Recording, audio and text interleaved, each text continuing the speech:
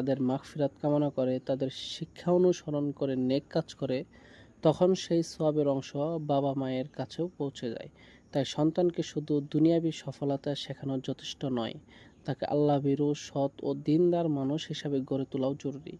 কারণ একদিন সেই সন্তানই হতে পারে আপনার কবরের সবচাইতে বড় উপকার। প্রিয় ভাই ও বোনেরা, আমরা সবাই একদিন এই পৃথিবী ছেড়ে চলে যাব। আমাদের ঘর, সম্পদ, পদ পদবি সব কিছু এখানেই থেকে যাবে।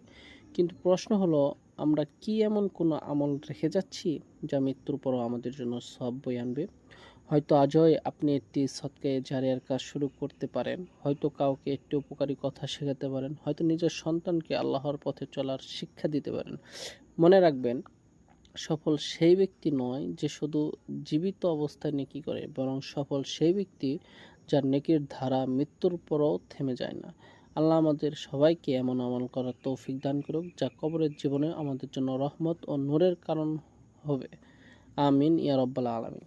তো যারা ইউটিউব থেকে দেখতেছেন তারা অবশ্যই সাবস্ক্রাইব করে দিবেন, এবং যারা ফেসবুক থেকে দেখতেছেন তারা ফলো করে দেবেন, যাতে করে এরকম নতুন নিত্য ভিডিও আপনাদের সামনে উপস্থিত হতে পারে। আসসালামু আলাইকুম ওয়া রাহমাতুল্লাহি ওয়া বারাকাতুহু।